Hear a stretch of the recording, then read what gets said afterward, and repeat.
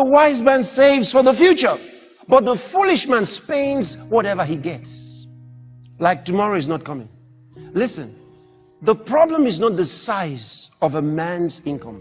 The problem is the size of his mind, the way he thinks. You see, maybe I should give you a little more story. How I started saving. We were still a young church, and we had to spend everything. Because I also got money from, the friends and others who sent me money. All the money we could get in the church was not enough. So I needed more money.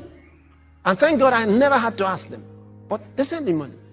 And so we would use money for hiring chairs, money for hiring the place, money for, just name it. Follow up, I'll give them money to go and visit, write down the names of all the people who are going to visit during the week, okay? I'll go on visitation, and then my other folks who go out on visitation would divide all the people who are going to visit. So there's some of you here, I came to visit you. So we'll do all that. And we were spending all the money because there was just not enough. One day, I called Pastor Tom, he was the one who was keeping the records. So I said, how much did we receive this past month? He went, got his records, and he said to me, 8,000 naira. I said, so how much is left? He smiled, he said, it's finished.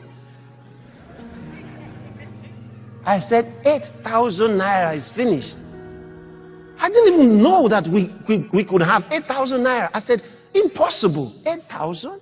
How? What did we do with 8,000? He was trying to write the things. I was not interested. No, he didn't get my point. My point wasn't give me the list of what we did. I was not trying to balance the equation. My point was, what in the world did I do with 8,000 naira? Dear God. I said, what about the previous month? 8,000 naira, about, somewhere around 8,000 naira also. So I found out that in the last 3 months, we had up to 8,000 naira each month. I said, I spent 8,000 naira, God Almighty, on what? This is impossible. How could I have done that? Spend everything? How could I?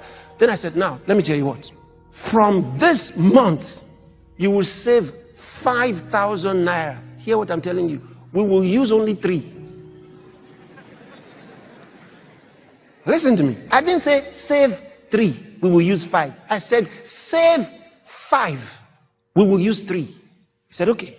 That month, for the first time, he saved 5,000 naira. We operated with 3. And we had some extra over the 5. For the first time, we had money. Every time it finished, it was normal. And there was no problem. We weren't owing anybody. So we could have continued. But I said, what? That's wrong. I said, save 5. At the end of this month, we had 5,000 naira owing nobody. We were rich.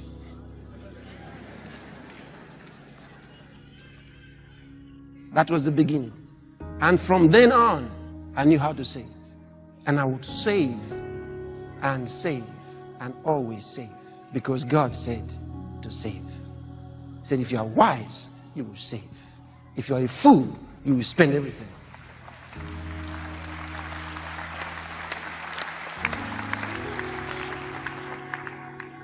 Are you following what I'm telling you? Imagine that you wanted a facility from a bank. They'll ask you, how much do you have? Then you say, I don't have anything. I just want you to give me everything. They say, get out of here. You have to have something. And from there, I started learning to have something. I saved 5. And the rest is history. I kept on saving. I kept on saving much more than I received. Because I determined that I was not going to save 20%. No, not 50%. I will save more. 5 out of 8 to be saved. What a principle.